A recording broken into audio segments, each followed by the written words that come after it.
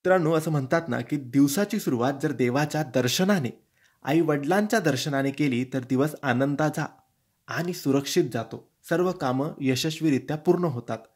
तर मित्रांनो, तुम्हाला तुमच्या दिवसाची सुरुवात चांगली, सुरक्षित, सुखाची आणि आनंदाची करायची असेल, तर तुम्ही सुद्धा रोज सकाळी उठल्यावर अंथरुणातच बसून, तिथून न उठता फक्त हा मंत्र 3 वेळेस बोलायचा आहे.